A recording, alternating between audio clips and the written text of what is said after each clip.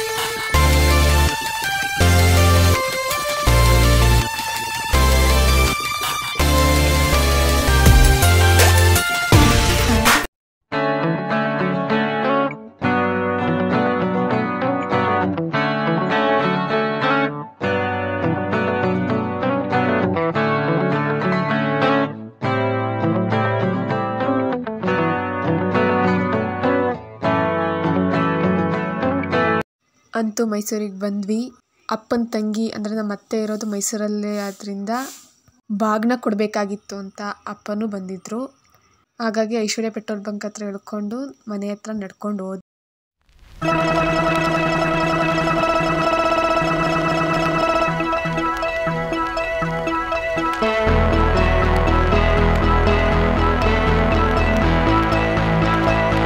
ಬಾಗ್ನನ ಕೊಟ್ವಿ.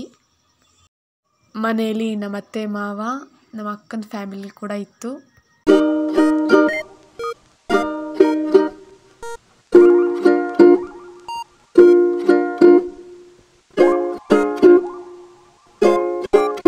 ಊಟ ಮಾಡಿಕೊಂಡು ನಮ್ಮ ಅತ್ತೆ ಮನೆಯಿಂದ ಹೊರಟ್ವಿ.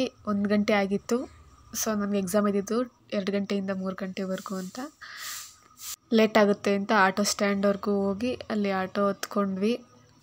ನೆಕ್ಸ್ಟ್ 2 ಸ್ಟಾಪಲ್ಲೇ ನಂದು ಎಕ್ಸಾಮ್ ಸೆಂಟರ್ ಇದ್ದಿದ್ದು, Bahadur institution of business management ಅಂತ.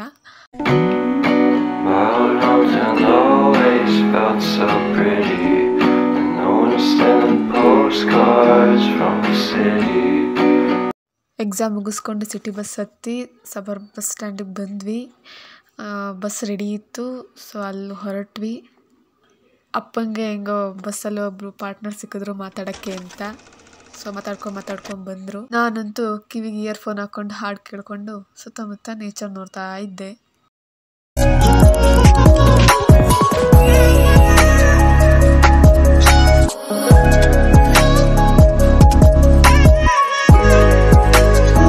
ಹಾಸನಿಗೆ ತಲುಪೋಷ್ಟೊತ್ತಿಗೆ 6:30 ಆಗಿತ್ತು. ಸೊ ಬಸ್ ಸ್ಟ್ಯಾಂಡಲ್ಲೇ ಬೈಕ್ ನಿಲ್ಲಿಸಿದ್ರಿಂದ ಮನೆಗೆ ಹೋದ್ವಿ. ಮನೆಗೆ ಬಂದು ಗಂಜಿ ಕುಡಿದ್ವಿ. ಇದಾಗಿತ್ತು ಇವತ್ತಿನ ದಿನ. ಮತ್ತೆ ಮುಂದಿನ ವ್ಲಾಗಲ್ಲಿ ಸಿಗ್ತೀನಿ. Stay safe, stay happy. ಎಲ್ರಿಗೂ ಒಳ್ಳೆಯದಾಗಲಿ. ಬಾಯ್ ಬಾಯ್.